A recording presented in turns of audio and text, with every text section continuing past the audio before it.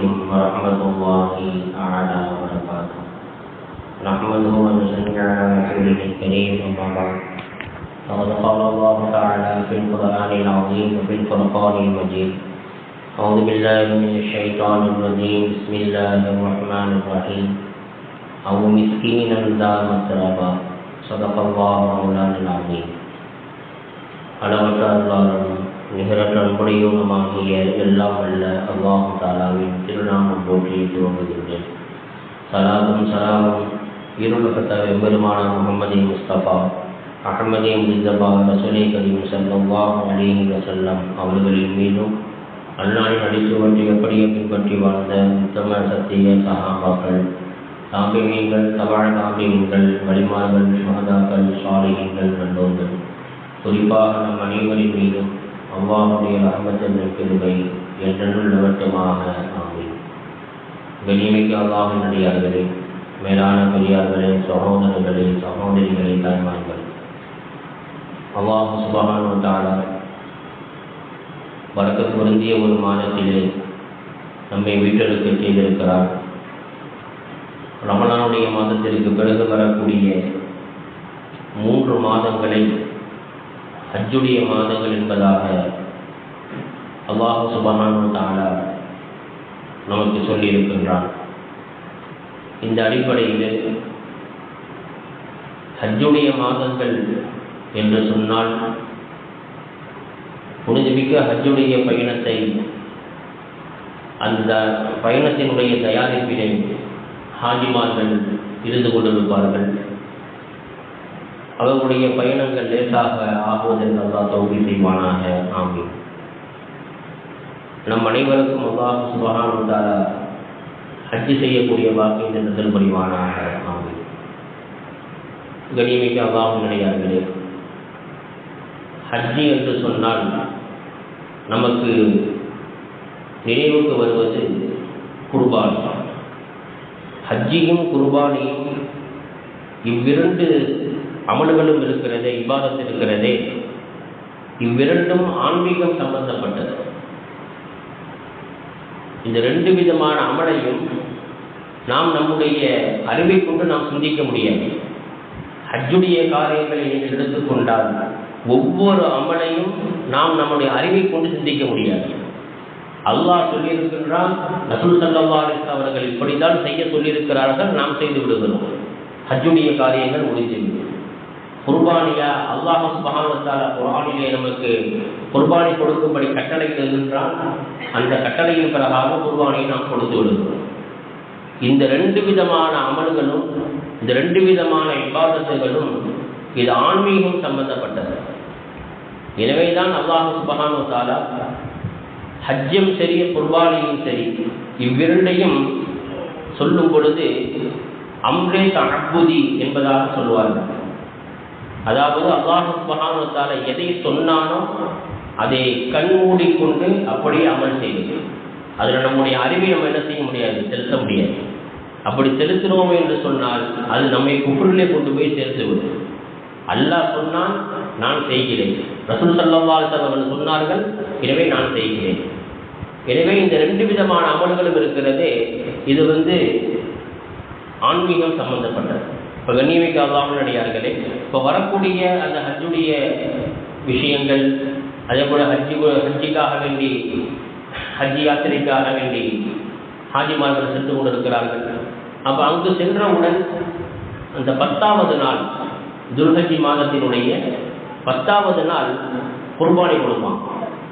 அதே போன்று நாமும் எந்த நாடுகளிலே, எந்த ஊரிலே நாம் இருக்கின்றோமோ அந்தந்த ஊருக்கு தகுந்தாற்போல் பிறை பார்க்கப்பட்டதற்கு பின்னால் துல்ஹஜ் மாதத்தினுடைய 10வது நாள் நாம் குர்பானி கொடுப்போம். அந்த குர்பானி சம்பந்தமான சில விஷயங்களை இந்த ஜும்மாவிலே சிந்திக்க நாம் கடமைப்பட்டிருக்கோம். இப்போ முதல்ல குர்பானினா என்ன என்பதை நாம் தெரிந்து கொள்ள வேண்டும். இமாம்கள் நமக்கு சொல்லி தர்றாங்க, ஹியமா எதுபாகு மின் பஹீமத்தில் அன்ஆமி ஐயாம யௌமில் அல்ஹா ஃபில் இன்சாரி தகர்ருபன் இலல்லாஹ். குர்பானி என்பது அல்லாஹ் சுப்ஹானஹு வ தஆலா எந்த பிராணியை குர்பானி கொடுக்க வேண்டும் என்று குர்ஆனிலே சொல்லியிருக்கின்றானோ அந்த பிராணிகளை துல்ஹஜ்ஜி மாதம் 10வது நாள் அல்லாஹ்வுடைய நெருக்கத்தை பெறுவதற்காக வேண்டி, அல்லாஹ்வுடைய நெருக்கத்தை பெற்றுக்கொள்வதற்காக வேண்டி தத்தமது ஊர்களிலே அல்லாஹ்வுக்காக வேண்டி அதை நாம் அறுத்து பலியிடுவது, இதுதான் குர்பான். இப்போ குர்பானினா என்னன்னு நமக்கு தெரிஞ்சிருச்சு. சரி, இப்போ குர்பானி யார் மீது கடமையாக ஆகும்? இப்போ ஒவ்வொரு விஷயத்தையும் நம்ம என்ன செய்யணும், சுருக்கமாக நம்ம சொல்லிக்கிட்டே வரோம். ஏன்னா அடுத்த வாரங்களில் நிறைய விஷயங்கள் சொல்ல வேண்டியது இருக்குது. அதனால சுருக்கமாக ரொம்ப விரிவாக சொன்னாலும் நமக்கு அது என்ன செஞ்சிடும், அது சடைவு தட்டி போயிடும். முதல்ல என்ன சொன்னால் ரெண்டாவது என்ன சொன்னால் நமக்கு தெரியாது. அதனால ஒவ்வொரு விஷயத்தையும் சுருக்கமாக நம்ம பார்ப்போம். இப்போ குர்பானி யார் மீது கடமையாக ஆகும் அப்படின்னு சொன்னால் ஒரு 3 விதமான நபர்களை இமாம்கள் சொல்லி தர்றாங்க. அதில் முதலாவது, யார் நேர்ச்சை செய்தாரோ அவர் மீது குர்பானி கடமையாக ஆகும். இப்போ நேர்ச்சை செய்கிறதுனா என்ன? எனக்கு வேலை கிடச்சிருச்சு அப்படின்னு சொன்னால் படித்து முடிச்சிட்டாரு, வேலை இல்லாமல் இருக்காரு. எனக்கு வேலை கிடச்சிருச்சுன்னா நான் என்ன செய்யணும், துல்ஹஜ்ஜி மாதம் பிறை 10வது நாள் அல்லாஹ்வுக்காக நான் குர்பானி கொடுக்குறேன். இல்லை ஒருத்தவங்களுக்கு குழந்தை இல்லை, அல்லாஹ் எனக்கு குழந்தை பாக்கியத்தை கொடுத்தால் துல்ஹஜ்ஜி மாதம் பிறை 10வது நாள் நான் குர்பானி கொடுக்குறேன் அப்படின்னு நேர்ச்சி செய்யலாம். அப்படி நேர்ச்சி செய்யக்கூடியவங்களுக்கு இந்த நேர்ச்சி என்ன செய்யணும், கட்டாயம் அவங்க கொடுத்தே ஆகும். இப்போ இவர்கள் மீது குர்பானி கடமையாக ஆயிடுச்சு. ரெண்டாவது யான்னு சொன்னால் வசியத்து செஞ்சுட்டு போகிறது. தகப்பனார் என்ன செய்கிறாரு, தன்னுடைய இறுதி கட்டம், இன்னும் கொஞ்ச நேரத்தில் மூத்தா போக போகிறார், இந்த கடைசி நேரத்தில் தன்னுடைய பிள்ளைகள் அழைச்சி என்ன செய்கிறாரு, வசியத்து செய்கிறாரு. நான் இறந்தாலும் என்னுடைய சொத்தில் ஒரு பங்கை நீங்கள் என்ன செய்யணும், பிடித்து உங்களுக்கு தேவையானது என்ன செய்யணும் நீங்கள் எடுத்துக்கொண்டு என்னுடைய அந்த சொத்திலிருந்து ஒரு பங்கை நீங்கள் எடுத்து வருடா வருடம் துல்ஹஜ்ஜி மாதம் பிறை 10ஆம் நாள் அன்று நீங்கள் என்ன செஞ்சிடணும், குர்பானி கொடுத்துடணும் அப்படின்னு வசியம் செஞ்சுட்டார். அப்போ இந்த வசியத்தை என்ன செய்யணும், அவர்களுடைய பிள்ளைகள் வாரிசுதாரர்கள் என்ன செய்யணும், வருஷம் வருஷம் அவருடைய தந்தையினுடைய சொத்திலிருந்து ஒரு பகுதியை எடுத்து வருஷம் வருஷம் செஞ்சிடணும், அந்த குர்பானியை கொடுத்துடணும். இப்போ இந்த 2 விதமான குர்பானி இருக்குல்ல, நேர்ச்சை செய்கிறது, வசியத்து செய்கிறது. இந்த 2 குர்பானியுடைய இறைச்சியையும் குர்பானி கொடுக்குறவங்களும் சாப்பிடக்கூடாது, யார் நேர்ச்சை பண்ணாரோ அவரும் சாப்பிடக்கூடாது, அவங்க ஃபேமிலியும் சாப்பிடக்கூடாது. நேர்ச்சை பண்ணதை வசியத்து செய்தது இந்த 2மே என்ன செஞ்சிடணும், முழுமையாக வெளியே கொடுத்துரும். இப்போ அடுத்து 3வது நபரை பற்றி சொல்லும் பொழுது, யாரின் மீது ஜக்காத்து கடமையாக இருக்கிறதோ அவர்கள் மீது குர்பானியை கடமையாக ஆகும். ஆனால் ஜக்காத்தை பொறுத்த வரைக்கும் அந்த ஜக்காத்துக்கும் ஜக்காத்து கடமையாவதற்கும் குர்பானி கடமையாவதற்கும் வித்தியாசம் இருக்குது. ஜக்காத் என்று சொன்னால் தங்கம், வெள்ளி, மற்ற இதர பொருட்கள், தான் வைத்திருக்கக்கூடிய வியாபார சரக்குகள், இதில் என்ன செய்யணும், ஒரு ஆண்டு பூர்த்தியாக ஆகும். ஓராண்டு பூர்த்தியானதற்கு பிறகுதான் என்ன செய்யும், ஜக்காத்து கடமையாகும். ஆனால் குர்பானியை பொறுத்த வரைக்கும் துல்ஹஜ்ஜி பிறை 10, 11, 12 இந்த 3 நாட்களில் தனக்கு தேவை போக மிஞ்சி அவரிடத்திலே பணம் இருக்குமே ஆனால் அவர் என்ன செய்யணும், கண்டிப்பாக குர்பானி கொடுத்தே ஆக வேண்டும். தன்னுடைய தேவை, தன்னுடைய குடும்பத்திற்கு, தன்னுடைய வீட்டிற்கு தேவையான பொருட்கள் எல்லாம் வாங்கியதற்கு பிறகு மீதி ஏதேனும் பணம் இடத்துல இருக்குமே ஆனால் அந்த பணத்தை வச்சு என்ன செய்யணும், அவர் குர்பானி கண்டிப்பாக கொடுத்தே ஆகணும். அதே போன்று இன்னைக்கு கணவனும் சம்பாதிக்கிறாரு, மனைவியும் சம்பாதிக்கிறாங்க. கணவன் குர்பானி கொடுத்துடுறாரு, மனைவி கொடுக்கணுமானா மனைவி தான் கொடுக்கணும். எப்படி சம்பாதிக்கிற மாதத்துக்கு 1 லட்ச ரூபா சம்பாதிக்கிறாங்கன்னு சொன்னால் கண்டிப்பாக என்ன செய்யணும், மனைவியும் அவங்களுக்கு தனியாக கொடுக்கணும். ஒரு குடும்பத்துக்கு சேர்த்து ஒரு ஆடு அப்படி கொடுக்கக்கூடாது, தனித்தனி ஆடை என்ன செய்யணும், கொடுக்கணும். கணவன் ஒரு ஆடு தனியாக கொடுக்கணும், மனைவி தனியாக ஒரு ஆடு கொடுக்கணும். இல்லை பிள்ளைகளுக்கு சொத்து இருக்கு, அப்போ அவங்க மீது என்ன ஆகும், இந்த குர்பானி என்பது கடமையாக ஆகும். அந்த பிள்ளைகளுக்கு என்ன செய்யணும், அவங்க குர்பானி கொடுக்கணும். அவங்க குடும்பத்தில் 4 பேர் இருக்கிறாங்கன்னு வைங்க, 4 பேருக்கு 4 ஆடு என்ன செஞ்சிடணும், கண்டிப்பாக குர்பானியை கொடுத்துடணும். இது அவர்கள் மீது என்ன செய்து கடமையாக இருக்குது. பொதுவாகவே மார்க்கத்தினுடைய சட்டங்களை பொறுத்த வரைக்கும் நம்முடைய இமாம்கள் குர்ஆன் ஹதீஸின் வாயிலாக நமக்கு என்ன செய்கிறாங்க, விளக்கி தர்றாங்க. இப்படியாக மனைவிமார்களும் என்ன சம்பாதிக்கிறாங்க, கணவனும் சம்பாதிக்கிறார் அப்படின்னு சொன்னால் 2 பேர் மீது என்ன செஞ்சிடும், குர்பானி என்பது கடமையாக ஆகிடும். ஆனால் இன்னைக்கு நம்ம சமுதாயத்தில் என்ன நடைபெற்றுக் கொண்டிருக்கிறது அப்படின்னு சொன்னால் குடும்பத்துக்கு ஒரு ஆடு போதும். குடும்பத்தில் 10 பேர் இருப்பாங்க, கணவன் மனைவி அத்தா அம்மா, அதுக்கப்புறம் மாமனா மாமியா பிள்ளைங்க பேர பிள்ளைங்க, இப்படி பார்த்தா 10 பேர் இருப்பாங்க. 10 பேருக்கு சேர்த்து ஒரு ஆடு. இதெல்லாம் கணக்கிலே வராது. அதெல்லாம் சதக்காவோட போயிடும், குர்பானிலே வராது. குர்பானிலே என்ன செய்யாது, இந்த கணக்கு வராது. வசதி வாய்ப்புகள் இருக்குது, ஒரு ஆடு கொடுக்க முடியும் அப்படின்னு சொன்னா என்ன செய்யணும், கண்டிப்பாக ஒரு ஆடு என்ன செய்ய கொடுக்கணும். குர்பானை கொடுக்கக்கூடிய அந்த பிராணிகள்ல முதல் அந்தஸ்தை பெறுவது ஒட்டகம், 2வது மாடு, 3வது ஆடு, 4வது ஒட்டகத்தில் 7 பேர் பங்கு சேருவது, 5வது மாட்டுல 7 பேர் பங்கு சேருவது. இதுதான் குர்பானியுடைய அமைப்பு. இப்ப நம்ம நாட்டை பொறுத்த வரைக்கும் ஒட்டகம் கிடையாது, மாடு உண்டு, ஆடு உண்டு. யாருக்கு வசதி வாய்ப்பும் இருக்கிறதோ ஆடு கொடுக்க முடியும், அதுக்குண்டான எல்லா வசதிகளும் இருக்குது, தோட்டம் துறவுகள் இருக்குது, குர்பானி கொடுக்க முடியும். அந்த இடத்துல வச்சு என்ன செய்யும், பங்கு பிரித்து எல்லா விஷயங்களும் விதமான காரியங்களும் செய்ய முடியும். அப்படின்னு இருக்கும் பொழுது என்ன செய்யணும், அவர் கண்டிப்பாக அவர் ஆடு தான் கொடுக்கணும். இன்னைக்கு என்ன செய்யறாங்கன்னு சொன்னா எல்லா விதமான வசதி வாய்ப்பும் இருக்குது, ஏன் நம்ம மெனக்கெடுவான அப்படின்ட்டு குர்பானியில மாட்டில் ஒரு ஷேர் சேர்ந்துருந்தது. குடும்பத்தில் 5 பேர் இருக்காங்க, 5 பேருக்கு 5 ஷேர் சேர்ந்துருந்தது. இப்படி செய்யக்கூடாது. இது அப்போ அவங்க குர்பானி, இது குர்பானியே இல்லை.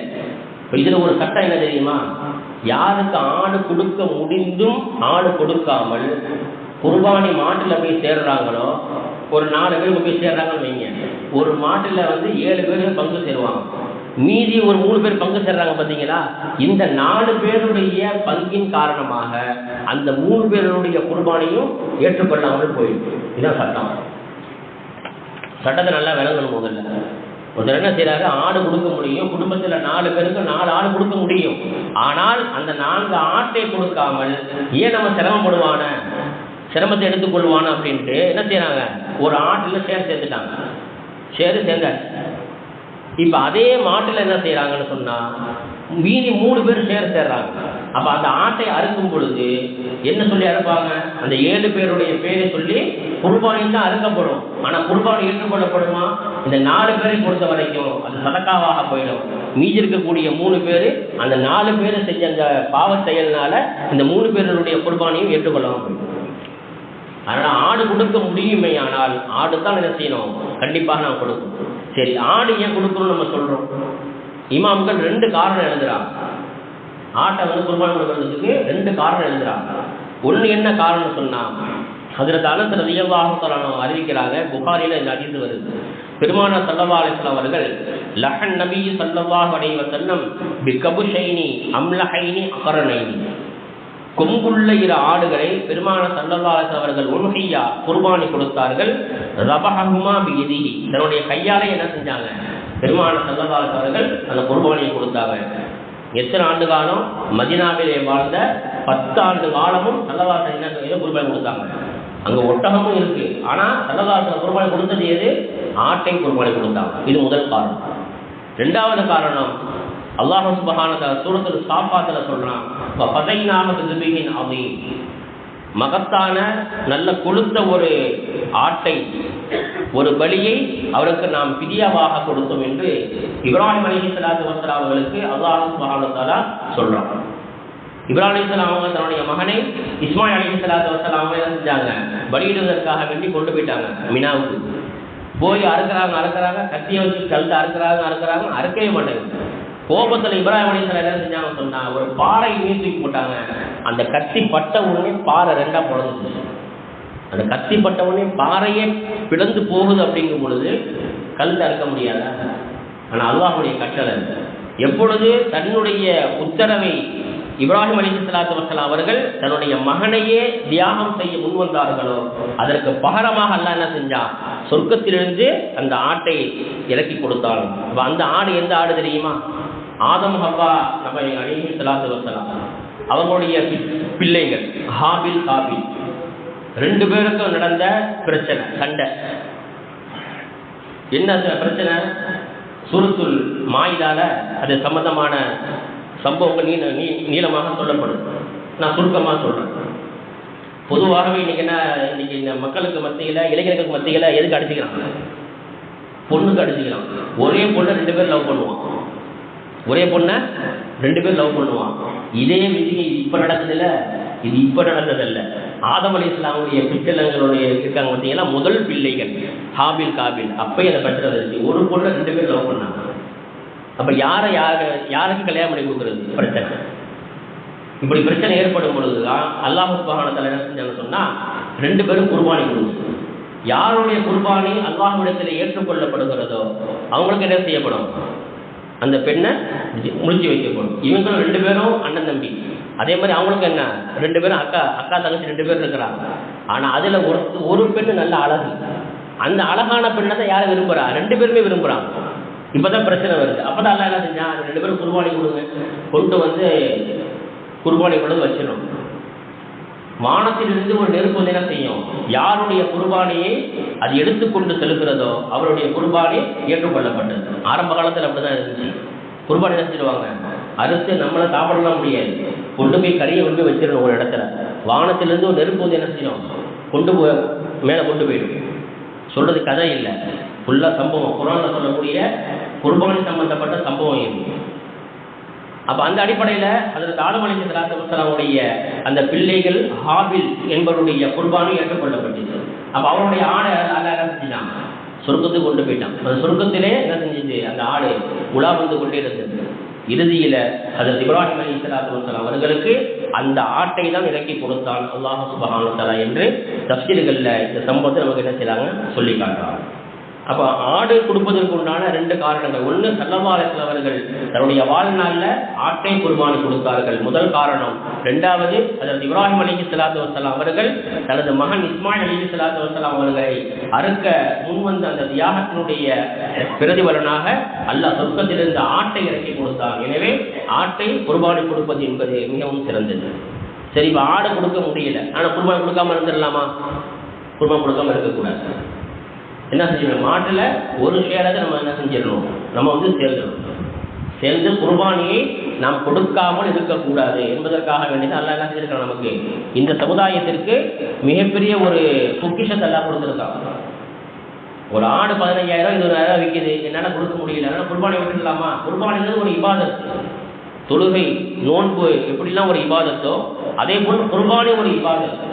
பணம் காசுகள் அதிகமாக இல்லை என்பதற்காக வேண்டி குர்பானியை நாம் விட்டுவிடக்கூடாது என்பதற்காகத்தான் அல்லாஹ் என்ன செஞ்சிருக்கிறான், மாட்டில் என்ன செய்யுங்க 7 பேர் சேர்ந்துங்க, ஒட்டகத்தில் ஒரு 7 பேர் சேர்ந்துங்க, 7 பேர் என்ன செஞ்சுங்க, குர்பானி நிறைவேற்றுங்கள். ஏன்னு சொன்னால் அல்லாஹ்வுடைய கட்டளை இது. சல்லிலி ரப்பிக வன்ஹர், அல்லாஹ் கட்டளையாகவே சொல்கிறோம். அல்லாஹ்வுக்காக தொழுது நீங்கள் குர்பானியும் கொடுங்கள், இது கட்டளை. அப்போ அல்லாஹ்வுடைய கட்டளை அப்படிங்கும் பொழுது அது மிகப்பெரிய ஒரு இபாதத்.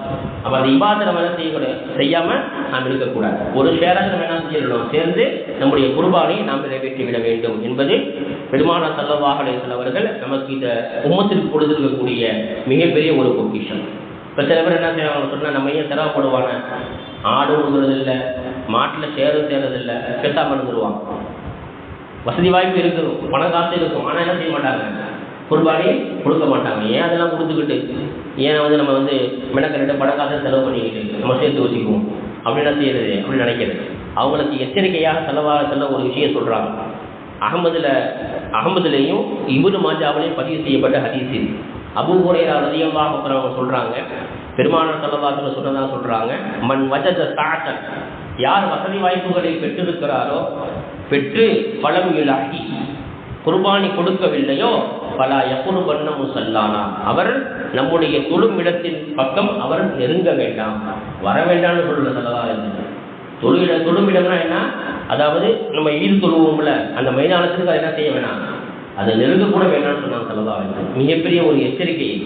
வசதி வாய்ப்புகள் இருந்தும் குர்பானி கொடுக்காதவர், என்னுடைய இந்த முஸல்லாவிற்கு நீங்கள் வர வேண்டாம் என்று ஸல்லல்லாஹு அலைஹி வஸல்லம் அவர்கள் இப்படி ஒரு கடுமையான ஒரு எச்சரிக்கையை செய்திருக்கிறார்கள் என்று சொன்னால், வசதி படைத்தவர்கள் நிச்சயமாக கண்டிப்பாக குர்பானி என்று சொல்லக்கூடிய அமலை அவர்கள் செய்தே ஆக வேண்டும் என்பது இந்த ஹதீஸின் மூலமாக நமக்கு தெளிவாக தெரிகின்றது. அப்போ குர்பானியை நாம் கொடுக்க வேண்டும், யாருக்கு மீது கடமை என்பதை நாம் பார்த்தோம். அதே போன்று எந்தெந்த பிராணிகளை குர்பானி கொடுக்கணும், அது சில பேருக்கு கேட்டாங்க, கோழியை குர்பானி கொடுக்கலாமா அப்படின்னு. கோழியை கொடுக்கலாமா, இது மாதிரி சில பிரச்சனைகள் நடக்கும். சில பேருக்கு குர்பானி கொடுத்தீங்கன்னாங்க, நான் குர்பானி கொடுத்துட்டாங்க, நான் 2 குர்பானி கொடுத்தேன். என்ன குர்பானி கொடுத்தீங்க, 2 கோழி குர்பானி கொடுத்துருக்கேன் அப்படிங்கிறது. பஹீமத்துல் அன்ஆம் அப்படின்னு ஒரு வார்த்தை வருது குர்ஆன்ல. அதுக்கு தஃசீரில் எழுதுறாங்க, பஹீமத்துல் அன்ஆம் அப்படின்னு சொன்னா அதில் இந்த வார்த்தைக்குள் அடக்கப்படக்கூடிய கால்நடைகள்னு பார்த்தோம்னா 3 தான். ஒட்டகம், மாடு, ஆடு.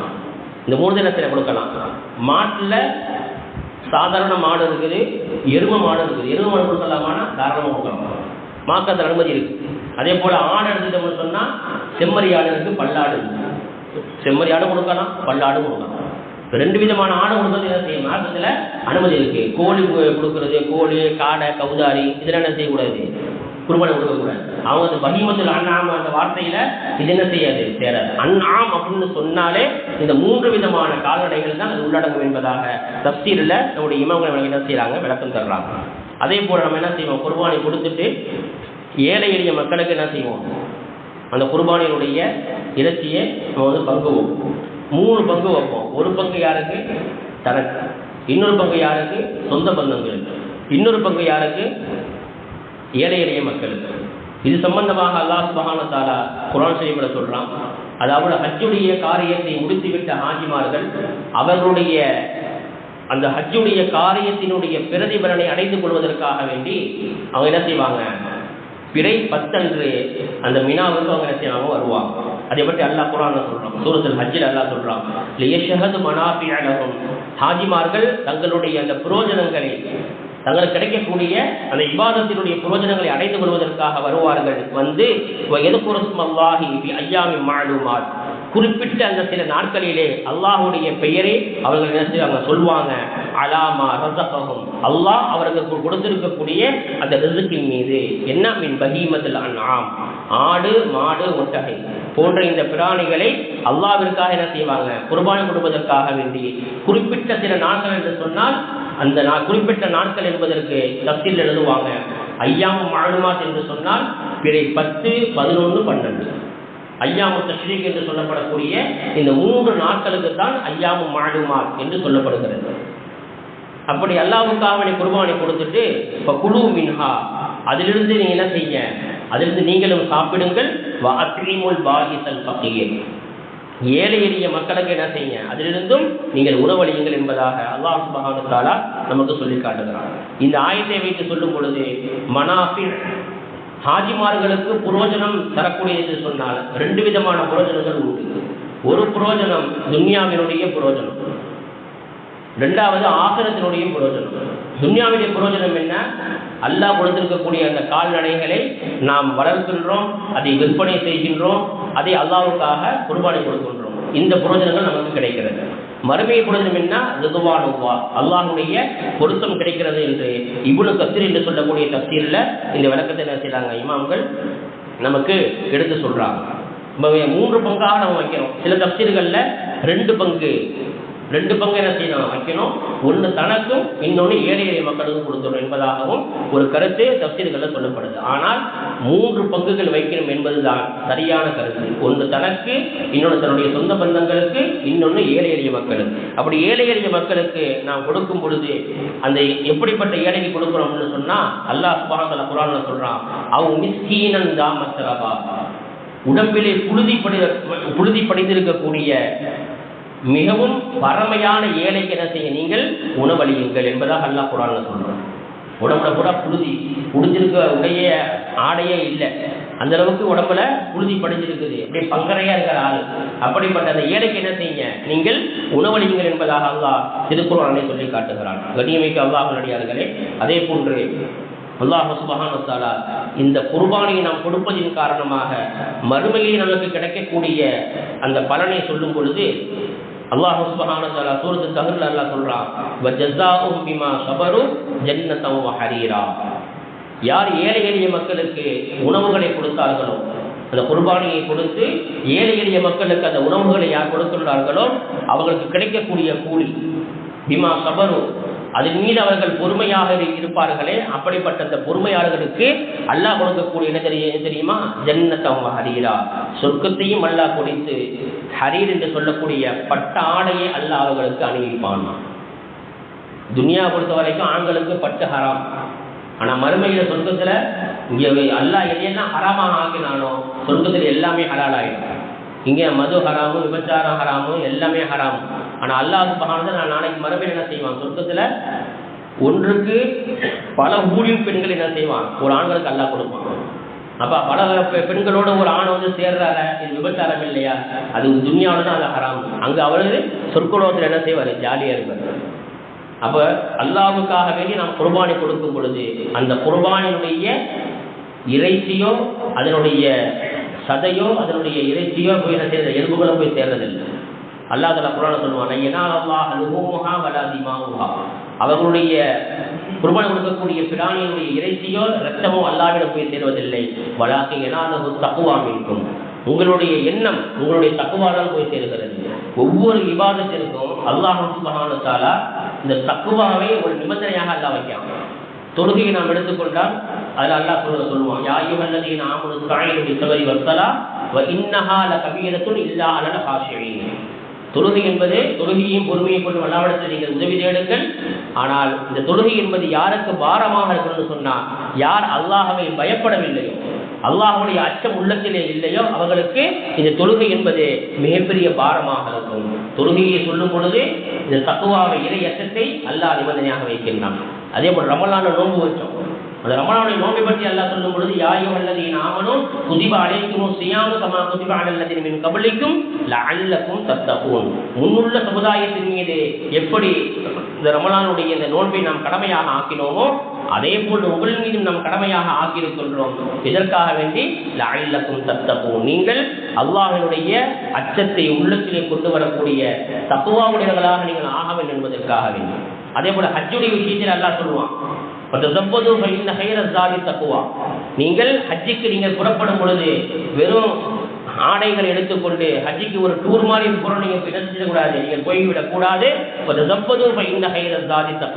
நீங்கள் கொண்டு போகக்கூடிய அந்த கட்டி சாதம், உங்களுடைய அந்த எல்லா விதமான அந்த பிரயாணத்திற்காக வேண்டி இருக்கக்கூடிய ஏற்பாடுகள் இருக்கிறதே, அந்த ஏற்பாட்டோடு நீங்கள் போகும் பொழுது அந்த ஏற்பாட்டோடு எது இருக்க வேண்டும், தக்வா என்று சொல்லக்கூடிய இறை அச்சம் இருக்க வேண்டும் என்பதாக ஒவ்வொரு இபாதத்திற்கும் அல்லாஹ் சுப்ஹானஹு வ தஆலா தன்னை பயப்பட வேண்டும் என்ற அந்த உயர்தரமான தக்வாவை அல்லாஹ் என்ன செய்ய நமக்கு கட்டளையிடுகின்றார். அதே போலத்தான் குர்பானி என்பது நீங்கள் கொடுக்கக்கூடிய பிராணியிலிருந்து வெளியாகக்கூடிய இரத்தமோ அதனுடைய இறைச்சியோ அல்லாஹ்விடத்திலே போய் சென்றடைவதில்லை. மாறாக உங்களுடைய தக்வா, இறை அச்சம்தான் அல்லாஹ்விடத்திலே போய் சென்றடைகிறது என்பதை அல்லாஹ் சுப்ஹானஹு வ தஆலா தனது திருவசனத்தின் மூலமாக நமக்கு சொல்லி காட்டுகிறான். அப்ப நாம் கொடுக்கக்கூடிய குர்பானி இருக்கிறதே முழுக்க முழுக்க அல்லாஹ்வுக்காக வேண்டி நாம் கொடுக்க வேண்டும். ஆடு யாருக்கு கொடுக்க முடியுமோ அவர்கள் ஆடு கொடுக்க வேண்டும். இந்த ஆடு கொடுக்கறதுல ஒரு சட்டம் ஒன்று இருக்கு. என்ன சட்டம்னா, இப்போ ஆடு நம்ம வந்து என்ன செய்யணும், புக் பண்ணுறோம், 25,000 வருது. நீங்கள் ஒரு உதாரணத்துக்கு நான் சொல்கிறேன், ஒரு ஆடு 25,000 வருது. குறைஞ்சது ஒரு 5,000 என்ன செய்யணும், அட்வான்ஸ் கொடுக்கணும். முழுசாக என்ன செய்யறது, ஒரு ஆடை வீட்டுப்பட்டாச்சு எவ்வளவோ 25,000 பணம் எதுவுமே கொடுக்குறதில்ல, ஒரு 1000 கூட கொடுக்குறதில்ல அட்வான்ஸ் கொடுக்காம எல்லாம் முடிஞ்சு, பெருநாளாக முடிஞ்சு, குர்பானி கொடுத்து முடிஞ்சு, எல்லாம் முடிஞ்சிருச்சு, பங்கு வச்சு எல்லாம் கொடுத்து முடிச்சாச்சு, பிரியாணி போட்டு சாப்பிட்டாச்சு, எல்லாம் முடிஞ்சு போச்சு. அதுக்கு பிறகு என்ன செய்யறது, 4 நாள் கழிச்சு கொண்டு வந்து காசு கொடுக்குறது. இது குர்பானியே கிடையாது, இது குர்பானியே கிடையாது.